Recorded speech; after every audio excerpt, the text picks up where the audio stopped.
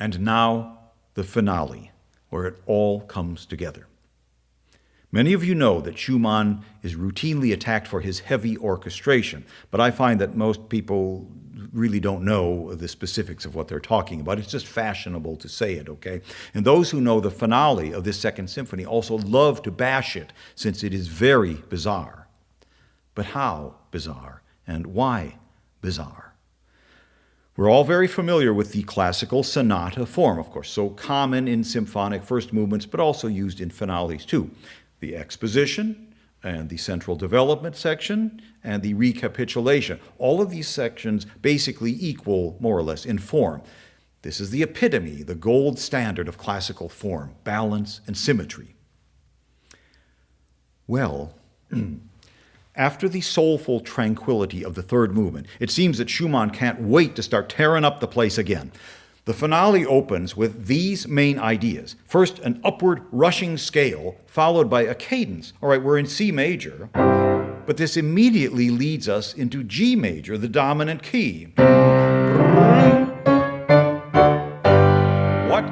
So we get our main theme immediately presented in the dominant key of G, not the tonic key of C, which is very odd, all right? And it's a hearty, extroverted theme played by the woodwind choir. It's always reminded me of a sea shanty. And it's immediately repeated by the full orchestra.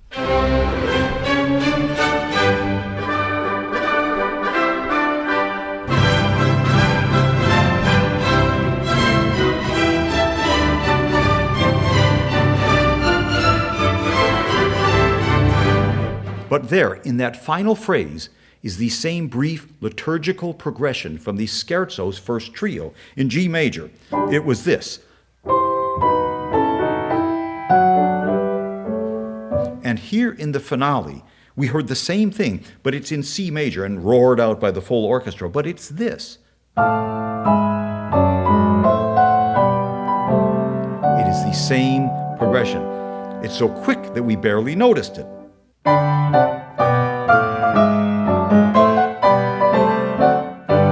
It's fascinating the way it slipped into this vigorous victory march, which now continues.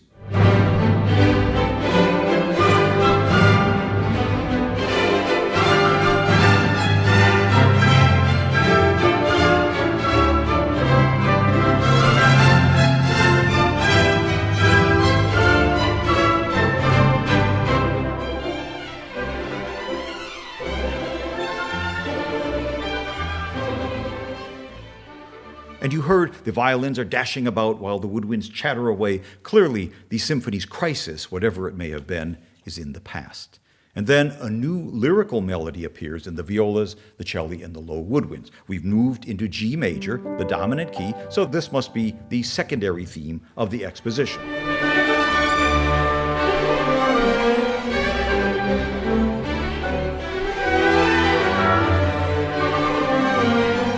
But is it a new melody? Da-dee-da-dee. Actually, it's not. It's the lovely main theme from the slow movement.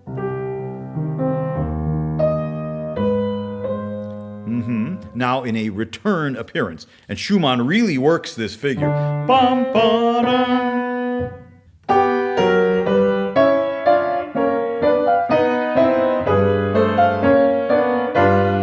Before you know it, the main theme, the sea shanty, returns in the full orchestra.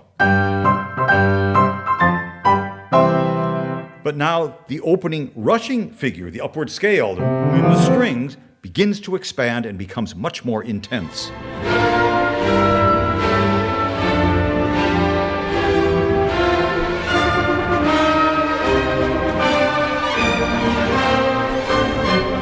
Indicating that we are now in the central development section of the movement, with the heroic-sounding elements now becoming much more turbulent, much of it in the darker minor keys, and this is what happens in a development section.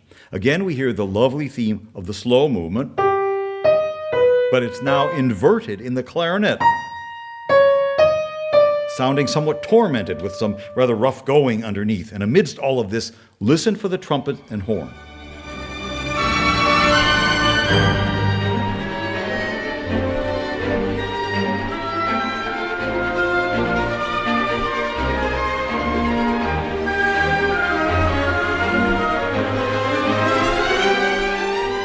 Yes, the noble fanfare from the very opening of the symphony is out there. It's out there somewhere, and we may indeed need it.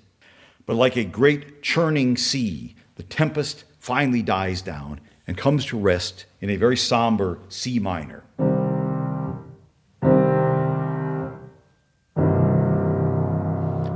Clearly, we have arrived at a major juncture in this finale. And I think we heard a standard exposition, yes? Kind of, I mean, with two themes. You had the vigorous C major, C shanty. That's the first theme. The contrasting lyrical theme, da-dee-da-da, in the dominant key of G major. And we've just come through what seemed like a dramatic development section. But we're less than 4 minutes into the finale. How can the exposition and the development total less than 4 minutes? So what is Schumann doing here? How unbalanced, if I may use that term, can the structure of this finale be? Okay, so after the storm dies down and comes to rest in solemn C minor, we should now hear the recapitulation of the opening, right? But emerging from the silence is this.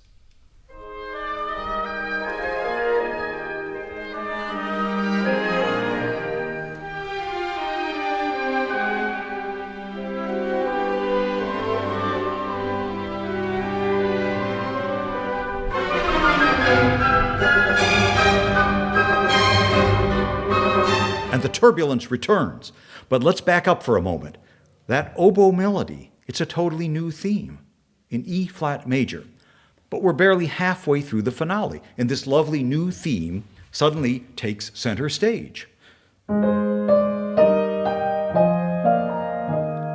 a solo viola and cello, followed by this descending scale in the strings. Very gentle and very pensive. Is it an echo from the Tempest, the scales which ascended? Now in descending form? Or maybe it recalls the nobility and the grandeur of the very opening of the symphony. Same sort of descending figure. But this new oboe theme now repeats in G major in the flute and clarinet, like so. Before the Tempest returns. And we will see how Schumann totally reinvents the standard sonata form finale. We've had our main theme in C, our secondary theme in G, then a dark, intense development section, and a somber cadence in C minor, yes, all in 4 minutes. It's as if Schumann has said, okay, I've done the textbook sonata form thing, sort of, okay. And now with this new oboe theme, is the rest of this finale a huge extended coda with no recapitulation of the exposition? It clearly seems that way, and critics and musicologists don't like this sort of thing. But so what? Schumann was living and creating this great music. And so now, bear in mind that in the third movement, Schumann was definitely channeling Bach. Yes, and the musical offering. This lovely oboe theme in the finale that rises out of the ashes after the Tempest. And you hear this rising here, da, da, da. Now he changes it to this. It descends.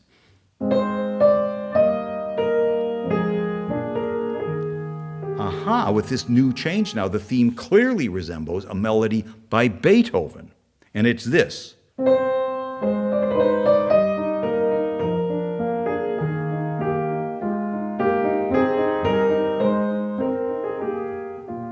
It's from Beethoven's 1816 song cycle, An die Ferne geliebt, to the distant beloved.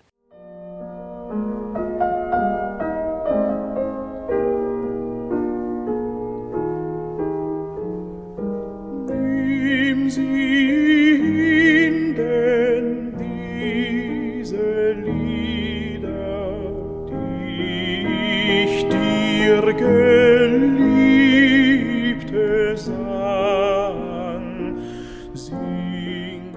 And thus, in Schumann's finale, I Yes, a very definite resemblance there. And the text of Beethoven's song is also significant. Take these songs that I sing to you, beloved. Sing them in the evening with the sweet sound of the lute. So who is Schumann's distant beloved?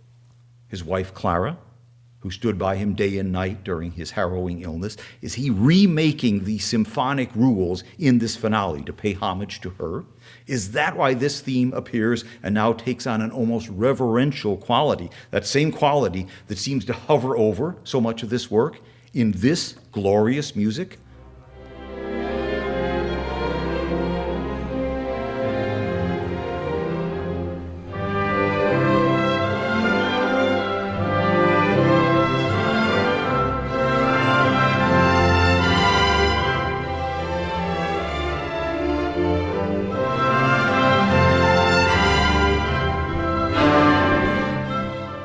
And you heard that passing darkness giving way to radiant C major. And the music moves swiftly. It floats and it glides. It continually feels as if it's ascending. And one of the wonders of the music is the way that this new theme continues to unfold as it proceeds. Every phrase seems to blossom into a new version of the theme. So we have, starting on a new note, ascending, ascending, and then significantly this, it descends, the Beethoven version, with a stepwise ascent now in this new version, which now clearly links it back to the second trio in the scherzo and the reverence that seemed at odds with all of the agitation around it. This. Here.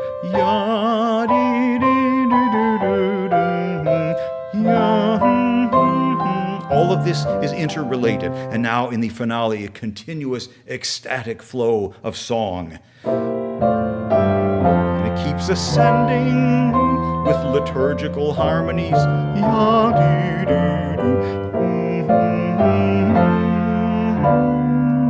which definitely recalls that ascending passage in the Tempest, also the Tempest that preceded the oboe theme, where we had this. The same scale motion, yes. All of this is interrelated, but this new oboe theme is clearly leading us out of the darkness. And those rushing, ascending scales from the opening of the finale, they begin to now filter back in, combined with a new outline of the theme, which now becomes this, which now continues to expand.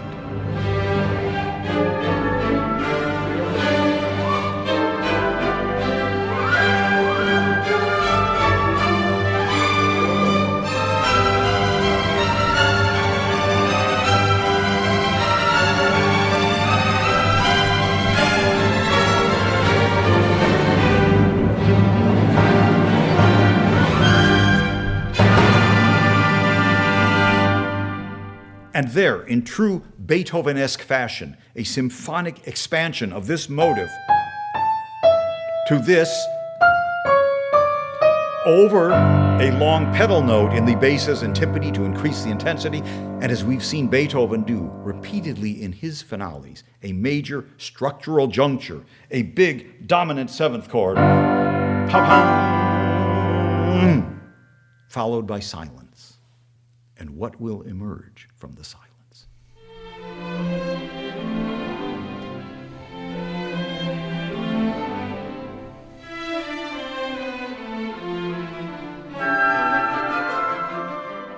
The exquisite, distant, beloved theme. Originally this, in the oboe, ascending, but now its new version, resembling Beethoven's song, which will lead us on now to our destination. And again, you heard that chant-like descending scale, which keeps us connected to the reverence that continues to hover, even amidst the mounting excitement. And now we have this figure in the strings, which almost sounds scherzo-like, but Schumann is writing this lowest voice, the bass part, in a very proper chorale-style counterpoint, which is dancing around the theme in the woodwinds. And listen for the brass softly in the background.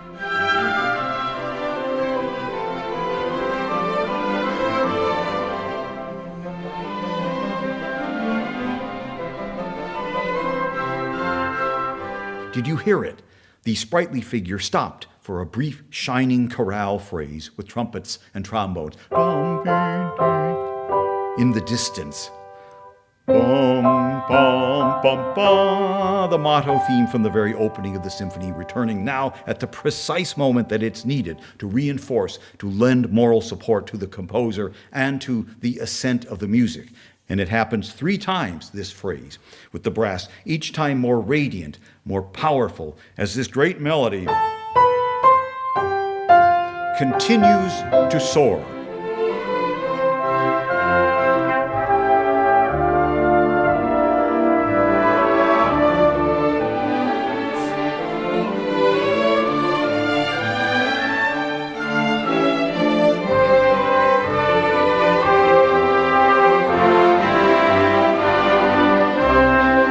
And the fanfare motive has clearly been transformed. You remember in the first movement how I mentioned those connecting notes that make a new chorale melody.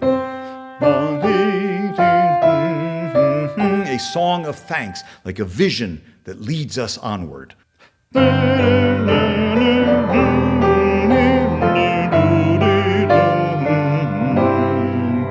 Wonderful counter melody in the first violins that's always obscured by the rest of the instruments, but the tension will continue to increase. Now, in the prominent triplet rhythms that Schumann adds to energize the music, we have again, the violins are doing their double note, it creates much excitement. And now this secondary theme from way back in the first movement returns. This one, with that odd ascending interval. Now, clearly with chorale-like harmonies.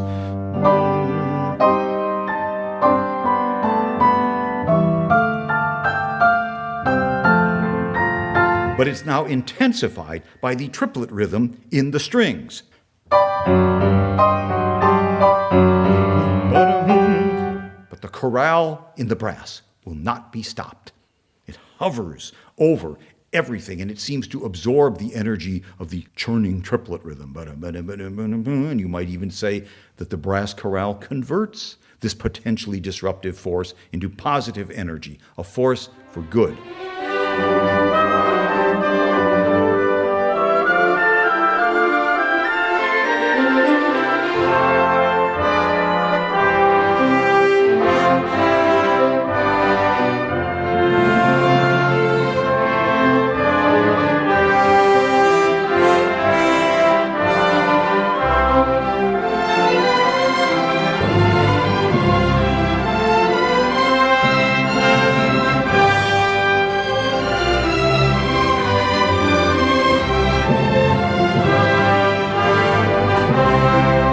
And as the chorale sweeps away all adversity from its path, the formerly austere descending scale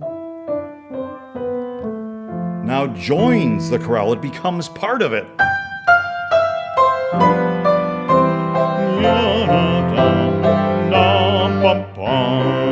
And now the finale's opening figure, the opening rhythmic figure of that sea shanty, ba-da-dum, ba-da, that now returns, like so.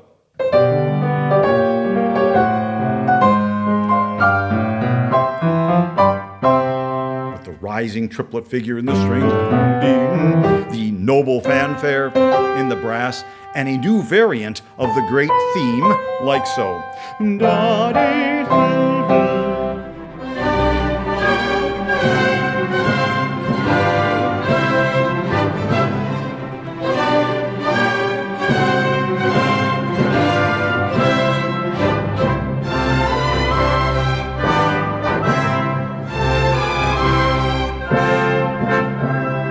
I want to point out 2 things as we approach the end. First, Schumann's unheard of architecture in this finale. It is truly radical. It's as if the emotional content of the music is so powerful that the textbook form quickly became unworkable, inadequate for Schumann's needs. But the introduction of the new theme and its continual transformation is at the same time impulsive and headstrong and almost uncontrolled, like Florestan in a way, and yet it's perfectly designed to allow the music to unfold and expand very gracefully in the true Eusebius mode. Yes? Until at the very end, as we will see, Schumann found that he could go no further. Talk about romantic personal expression. This work is the pinnacle. The other thing I want to mention, equally important, actually serves to temper the manic energy of the music, and that is, as I've said so often, the clear use of a liturgical chorale-like harmonic idiom, the most obvious being the basic use of the tonic chord, C major, in conjunction with the subdominant chord, or F major. That's the standard Amen progression, so prominent in sacred music. And the fanfares now and the Amen cadence crown this newest version of Schumann's great theme.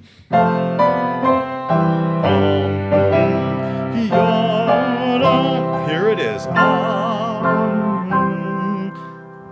And now Schumann gets positively mystical. We hear the rhythmic outline of the theme, boom, boom, boom, the four notes. But now it's in a new rising pattern like so. Do, do, do, do. And the music seems to recede. It's the spiritual element that seems to drift. And for a moment, drifts into an ancient modal kind of thing. It's an astounding moment in this piece, which most performances just seem to blow straight through. But there's this rising chant-like bass in F major and a bizarre progression of harmonies. A B7th chord. What? A G minor chord. It is almost eerie. The music is suspended, and the rising bass continues. The mist clears, we get our bearings, and we move back into C major triumphantly as the rising four-note motive continues in the bass.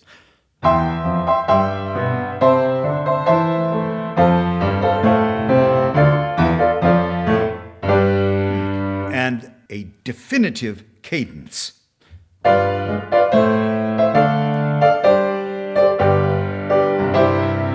there, Schumann has passed through. He's emerged from the darkness. But that mysterious passage, and this, followed by, was that the abyss that had nearly engulfed Schumann during his recent trauma?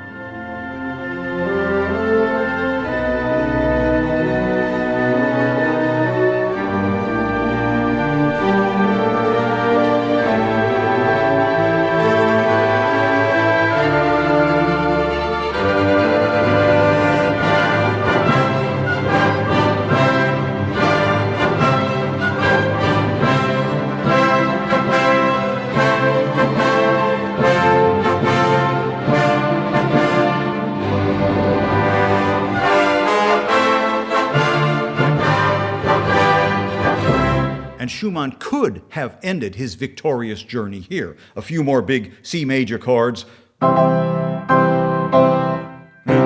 his triumph would have been complete.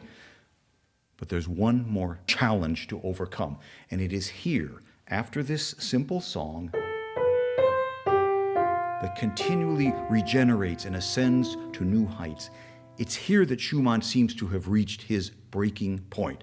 Victory is within his grasp when the music seems to fall back as if it's going to come crashing down. And it's not volume or intensity, really. I mean, there's plenty of that.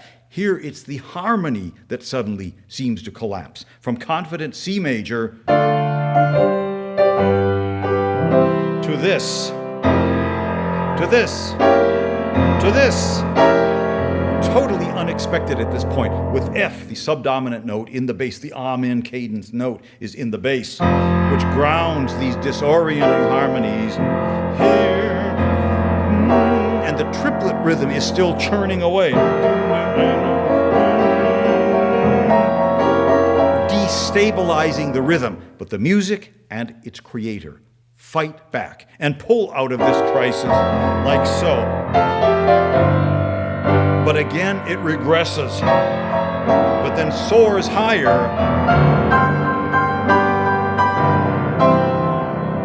And there, C major and salvation.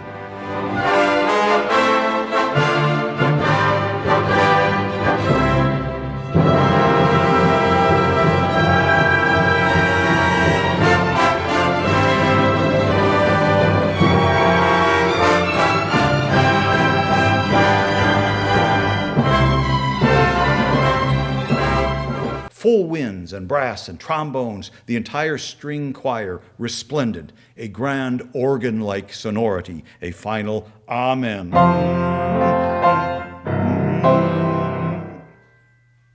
Again, it is so important to bear in mind that Schumann was a man of literature, a chronicler who kept copious diaries and recorded his daily activities and thoughts. And he knew very well the scourge of mental illness that had haunted him throughout his life, and that it might indeed catch up with him. And after his recent near-death experience, as he convalesced and immersed himself in the glories of Bach's music and wrote this Second Symphony, why wouldn't the quintessential artist of the Romantic age, where art was used as a means of personal expression, why wouldn't Schumann chronicle his experience, or at least his state of mind, in this great work? Why not? Then there's the imaginary literary characters of Florestan and Eusebius that Schumann created to represent the two sides of his own personality, one high-strung and impulsive, and the other dreamy and moody, even morose. Today we would probably consider this a classic bipolar disorder. Could be. But the intensity, the wildness, the almost reckless excess of this finale, which tramples all over the proper models of form and structure, it is unique in the symphonic world. The finale of Beethoven's Ninth and Berlioz's Symphonie Fantastique never set out to be a formal, by-the-book symphonic structure. This one supposedly is. And whatever the form turned out to be, Schumann's Second Symphony served his emotional needs. He laid his soul bare in this music, in this gloriously misshapen finale. And the armchair critics sniff at Schumann because of this. He had just been to hell and back. This devastating illness that he knew would ultimately kill him. He had been at the edge of the abyss. But his sheer will to survive and the love of his wife, Clara, had saved him. And he thanked her.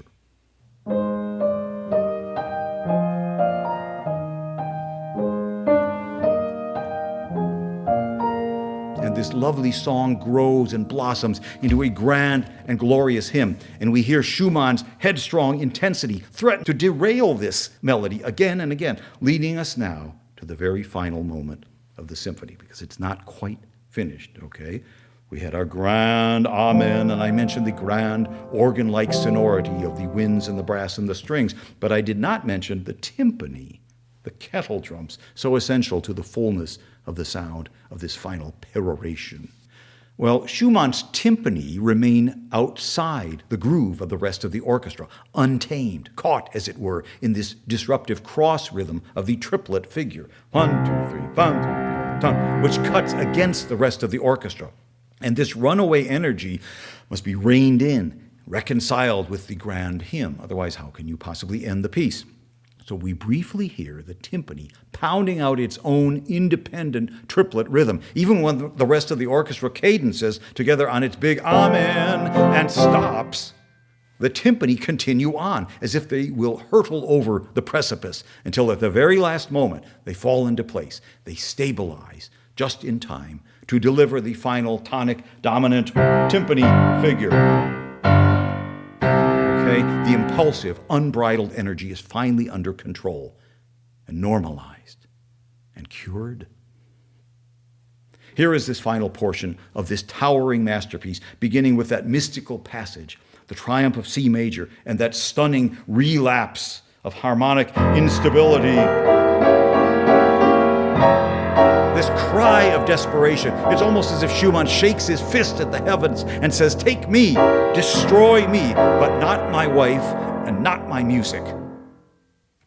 Is it too dramatic? You listen to the music and you decide. This is Robert Schumann's chronicle of his own salvation. Temporary, alas, and he knew it.